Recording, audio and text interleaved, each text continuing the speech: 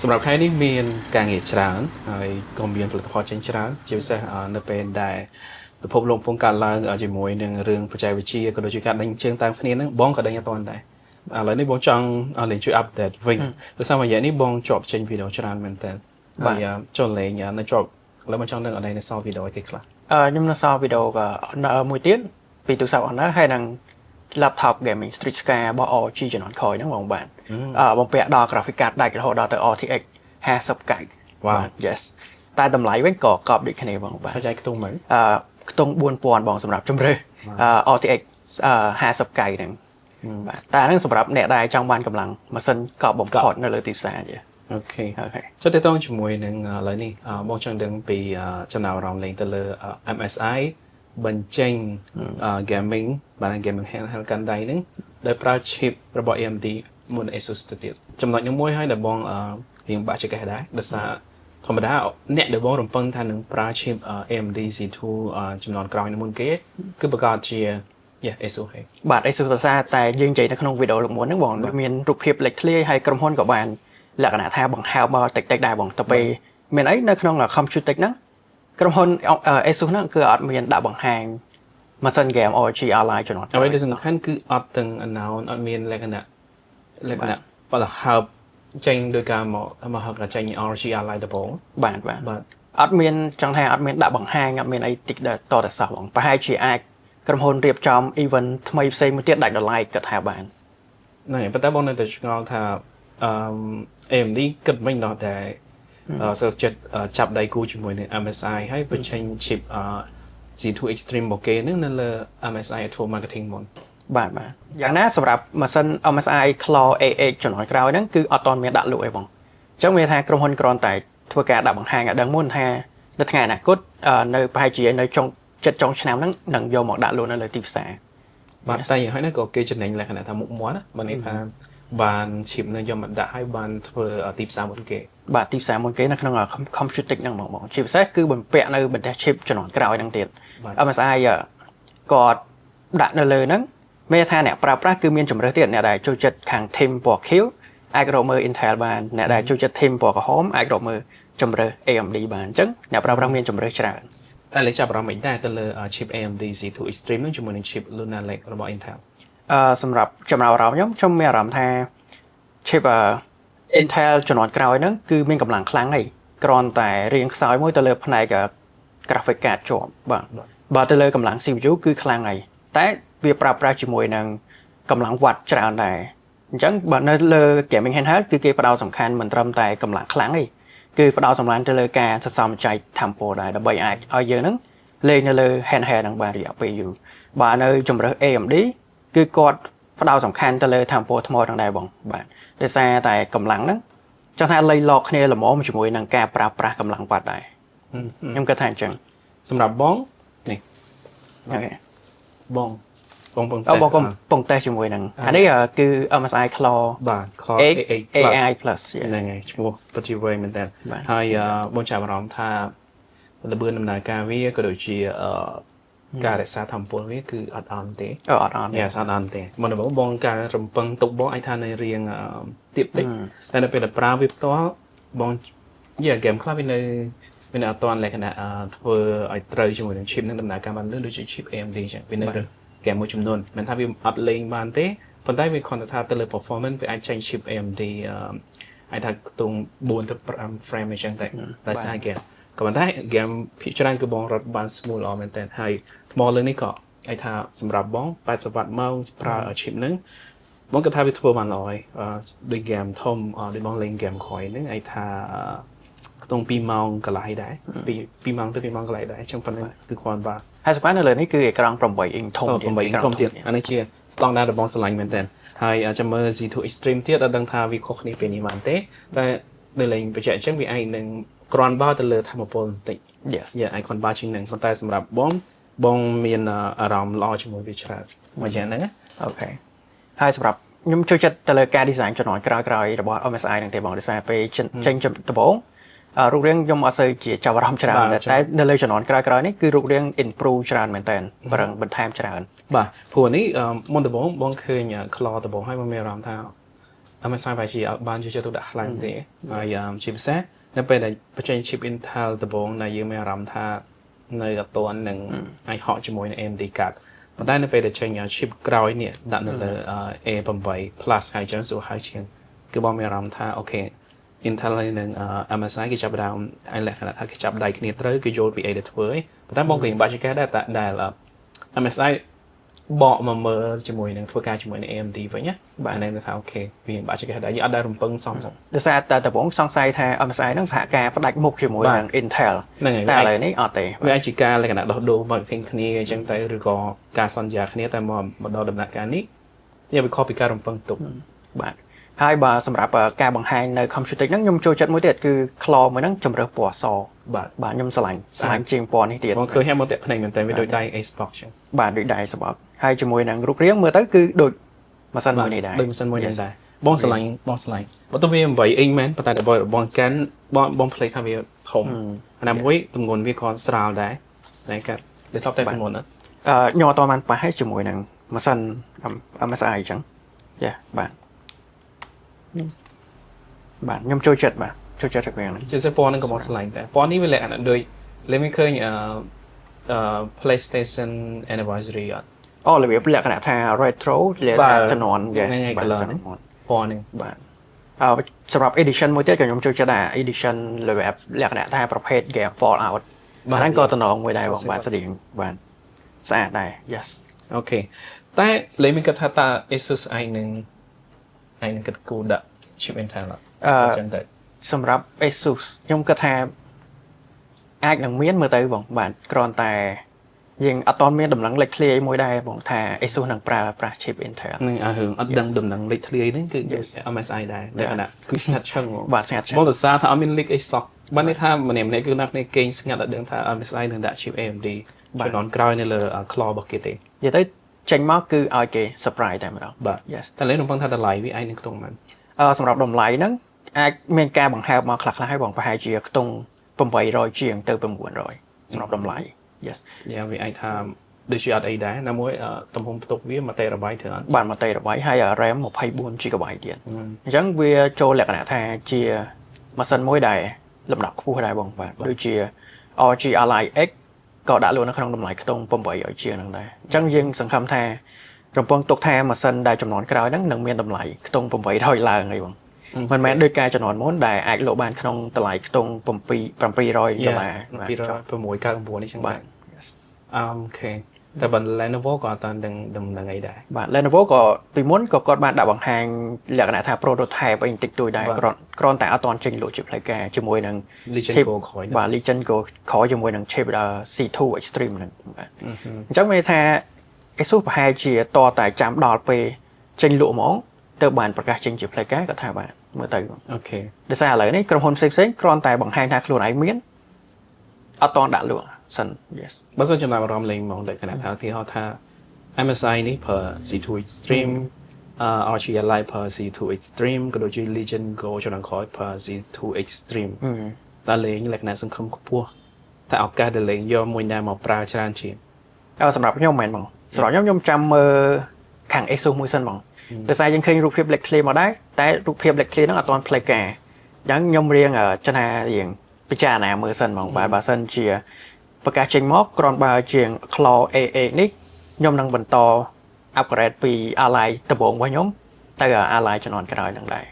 តែចាំមើលរៀងសិនផ្លូវការបាទសង្ឃឹមថារៀងវាស្អាតជាងភាព Byte នឹងចុះខ្ញុំសង្ឃឹមដែរបងបាទដោយសារតែនៅលើ Claw AA នេះខ្ញុំគិតថារៀងប៉ុណ្ណឹងគឺ unique មួយក៏អត់សូវប្លែកពីគេខ្លាំងតែក៏មានចំណុចដែល unique វារៀងលក្ខណៈថាជ្រុងច្រើនបាទហើយមើលទៅបាទស្អាតខ្ញុំចូលចិត្តជម្រើសពណ៌អសហ្នឹងហើយបើសម្រាប់អ្នកដែលចូលចិត្តភាពឆាតឆាយអញ្ចឹងអាចរកមើលពណ៌ថយជែកនឹងវិញបានដូចគ្នាបបៃតងមកដល់ពេលនេះបងឃើញដូចជាគេដាក់ឲ្យកក់ខ្លះនៅក្នុង software ទៅបាទមានកក់តែសំខាន់ក្រុមហ៊ុនអត់ទាន់ដាក់លក់បាទខ្ញុំអត់ដឹងថាឬមួយក៏គ្រាន់តែកក់តាមហាងសិនចាក៏ថាបានដែរអញ្ចឹងដែរអូខេវាដូចជា Switch 2ដែរ Switch 2 ជាគៀកជាង Switch 2បាទចិត្តម្ដងបាទ Switch 2អាចចាប់ដើមខែ6ហ្នឹងហើយបងបាទចាប់ដើមដល់ដៃគៀកមែនតើនេះពេលនេះយើងនឹងធ្វើវីដេអូបង្ហាញទៅកាន់អ្នកមើលមកជាង អូខេចឹងយើងនឹងចាំមើល MSI ធ្វើហើយបងក៏ធ្វើវីដេអូពី Claw AX Plus នឹងដែរចាំមើលថាអ្នកមើលគាត់នឹងអាចទទួលបានបទពិសោធន៍ថ្មីហើយបើមាន chip AMD មួយទៀត C2 Extreme ទៀតយើងអាចឆ្លៀតធ្វើវីដេអូនឹងមួយទៀតបាទត្រូវបងអូខេចឹងមួយទៀតតកតងជាមួយនឹងមុនហ្នឹងលេងបានប្រហែលបងតកតងជាមួយ Android 16បាទ Android 16ខុសពីការរំពឹងទុករបស់បងដែរបាទខុសពីការរំពឹងទុករបស់ខ្ញុំដោយសារពេលដំបូងខ្ញុំនិយាយថានៅលើ Android 16ហ្នឹងអាចអត់ទាន់ទទួលបាននៅ UI ថ្មីភ្លាមទេតែនៅពេលដែលគេផ្ដល់ជូនកំណែ update beta ហ្នឹងគឺគេផ្ដល់ជូន UI មកថ្មីច្រើនគួរសមដែរជាពិសេសទៅលើកន្លែង quick setting ហ្នឹងគឺប្លែកជាងមុនមែនតើមានផ្ទៃ background លក្ខណៈថាព្រាលខាងក្រោយលក្ខណៈblur យ៉ាបងគិតថាលើកនេះគេអាចនឹងលក្ខណៈវាមិនមែនជាអីដែលគេត្រូវទៅ research សិក្សាច្រើនដោយសារគំរូគឺដូចយើង review ទូរស័ព្ទ Android ច្រើនយើងឃើញក្រុមហ៊ុនភាគច្រើនគឺគេអាចថាទៅធ្វើអានឹងមុន Google សិក្សាទៀតបានន័យថាម្នាក់ព្យាយាមធ្វើអីដែលប្លែក influence ជាង Google ជាចំណុចកណ្ដាលគេមិនត្រឹមថាគេ pick ពីនឹងទីពីនឹងបន្តិចចាំគេអាចបញ្ចេញអានឹងតាន់ពេលបានខ្ញុំដូចនិយាយទៅដូចជាបងនិយាយការពីនៅក្នុងវីដេអូមុនដែរគឺ stock ដើម Google ពេលនេះឡើងសូវជាចាស់ទុំខ្លាំងដូចមុនហើយបងលក្ខណៈថាយើងតាក់ទាញនឹងយុវវ័យដែរជាមួយនឹង mode design ស្រស់ស្អាតចឹងប៉ុន្តែតកតងនៅចំណុចនេះមួយទៀតលេងក៏បានលើកឡើងថា Samsung ក៏បញ្ចេញ One UI beta ជំនាន់ក្រោយដែរបាទកន្លែងហ្នឹងគឺជាចំណុចមួយដែលគេលេចធ្លេមកដែរហើយក៏ជាចំណុចមួយដែលភ្ញាក់ផ្អើលដោយសារតែ One UI Sub X One UI X beta ជាមួយនឹង Android 16ហ្នឹងចាប់ផ្ដើមចេញជាបណ្ដាតែជាបណ្ដាបងដោយសារតែ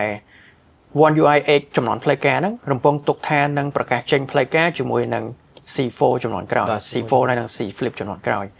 នៅអាចប្រកាសចេញនៅក្នុងអំឡុងចុងខែកក្កដាឬក៏នៅអំឡុងដើមខែសីហាខាងមុខនេះបងអញ្ចឹងមានន័យថាចេញលឿនមែនតើដោយសារតែ One UI 7ចេញយឺតជាងគេមែនតើទុំតែដាក់ឲ្យប្រើប្រាស់ជាផ្លូវការទុកបានតែប្រហែលខែមុនហ្នឹងដោយសារតែមានការតេស្តយូរពេកអញ្ចឹងទៅពេលនៅលើ Android 16នេះ Samsung ដាក់ឲ្យតេស្តលឿនអញ្ចឹងមានថាចំនួនផ្លូវការក៏ចេញបានលឿនដែរគាត់នៅបងមិនដែលមានពេលវេលាល្អជាមួយនឹងការរងចាំ software update របស់ Samsung ទេខ្ញុំជឿថាអ្នកមើលយើងពេលខ្លះក៏ធ្វើចិត្តដែរដោយសារភាគច្រើនគឺយឺតមែនហើយលើកនេះបើសិនជាអូខេដំណឹងចេញថាគេចាប់ផ្ដើមបញ្ចេញ software លក្ខណៈ update ទៅ beta នឹងប្រើប្រាស់ហើយវាជារឿងល្អដែរប៉ុន្តែយើងទាំងអស់គ្នាគួរតែទុកការរំពឹងទៅឲ្យទៀមបន្តិចព្រោះថាប្រវត្តិគឺមិនសូវជាល្អមែនទេតាមយើងតាមដានហើយសង្ឃឹមថាគេមិនធ្វើលក្ខណៈថាអូខេ One UI 8ហ្នឹងនៅលើ C4 C Flip ជំនាន់ក្រោយនេះវា low វា cool ហើយប៉ុន្តែតម្រាំនឹងអ្នកប្រើ C លក្ខណៈ C4 6ជំនាន់នេះតម្រាំបានប្រើចង់កន្លះឆ្នាំអីអានេះជាអង្គុយសេតបាទអានឹងបើសិនជាអញ្ចឹងមែនគឺសោកស្ដាយសម្រាប់អ្នកដែលប្រើប្រាស់ជំនាន់មុនបាទខ្លាយតែធ្វើដោយ S25 Ultra បាទដោយសារការជំនាន់ហ្នឹងការជំនាន់ S25 ហ្នឹងលក់ដាច់ខ្លាំងដោយសារតែមានតែជំនាន់ M25 series ហ្នឹងដែលអាចប្រើប្រាស់ One UI ជំនាន់ក្រោយមុនគេបាទអញ្ចឹងអាចជាចំណុចមួយដែលតាក់ទាញឲ្យអ្នកប្រើប្រាស់ជំនាន់មុនមកបដូរសេរីឡើងសេរីថ្មីហើយអ្នកដែលប្រើ S24 Ultra គឺចាំមែនតើចាំយូរដល់ហើយទៅលក្ខណៈគេ Samsung ធ្វើ style Okala ដោយសារបើសិនជា software នឹង update ទៅដល់ S24 Ultra គឺអារម្មណ៍អ្នកប្រើ S24 Ultra គឺខុសពីអ្នកប្រើ S25 Ultra ឯងអាហ្នឹងឯងដែល Samsung ធ្វើ style អូអត់តន់ fix ស្រួលបួទេនៅកន្លែងនេះកន្លែងនោះនៅចេញ beta នៅ Chester ចុះដើម្បីឲ្យអ្នកទិញគាត់អ្នកខ្លះគាត់ធំហ្នឹងគាត់ទិញ S25 Ultra គាត់ទទួលអារម្មណ៍ VIP មុនគេជាងខ្លាយតែ Samsung ធ្វើ style នឹងទៀតនៅលើ C4 ជំនាន់ក្រោយទៀតបាទខ្ញុំសង្ឃឹមថាគុំចឹងចោះបាទសង្ឃឹមថាគុំចឹងចោះ Samsung អូខេហើយបើសម្រាប់ដំណឹងមួយទៀតតាក់ទងទៅនឹង software ហ្នឹងដែរ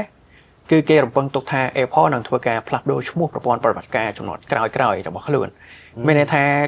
ដោយសារតែនៅក្នុងខែមិថុនាត្រូវបងបាទនៅខែមិថុនាហ្នឹងមាន WWDC ប្រកាសចេញនៅចំនួនប្រតិបត្តិការចំនួនក្រោយគេរំពឹងទុកនោះគឺ iOS 19យ៉ាងណាទៅពេលយោងតាមដំណឹងលេចធ្លានេះគេថា Apple នឹងធ្វើការផ្លាស់ប្ដូរឈ្មោះមានថាផ្លាស់ប្ដូរមក iOS 26iOS 26បាទ wow បាទអញ្ចឹងមានន័យថាដូចជា Samsung ធ្វើជាមួយនឹងត្រកូល S អញ្ចឹងបងដើម្បីឲ្យលេខចំនួនប្រតិបត្តិការរបស់គេត្រូវជាមួយនឹងឆ្នាំដែរបង OK បាទដូចជាការពី Samsung លើមុន S10 បងកាលហ្នឹងដូចជំនាន់ S10 Note 10ឡើងមកជំនាន់ទី20មកដើម្បីឲ្យស៊ីគ្នាជាមួយនឹងចំនួនឆ្នាំយ៉ាងអញ្ចឹងងាយស្រួលយល់បាទអានេះក៏មិនមែនទៅលើតែ iOS មួយដែរបងអញ្ចឹងមានថាមិនថា Mac OS Watch OS ឬក៏ Vision OS ក៏គេផ្លាស់ប្ដូរទៅ26ទាំងអស់បាទណាមួយស្ដាប់ទៅវារៀងផ្លាស់ប្ដូរកុំឲ្យនៅក្នុង10យូរពេកបាទបងតែល្អដែរអីហើយណាមួយដើម្បីឲ្យអ្នកប្រើប្រាស់ហ្នឹងគាត់ងាយស្រួលចំណាំដែរបងបាទថាអូអានេះចំនួននេះឆ្នាំនេះគាត់នៅសង្ឃឹមថាការអាប់ដេតនេះវាធំដូចឈ្មោះចុះដូចទូលេខចុះជាពិសេស Apple Intelligence បាទអូ Apple Intelligence សម្រាប់ Apple Intelligence ហ្នឹងដែរបងគេថាអត់នឹងមិនសូវជាមានការប្រែប្រួលខ្លាំងដែរបងដោយសារនិយាយទៅ Apple គឺប្រើ style ដូចពីមុនដដែល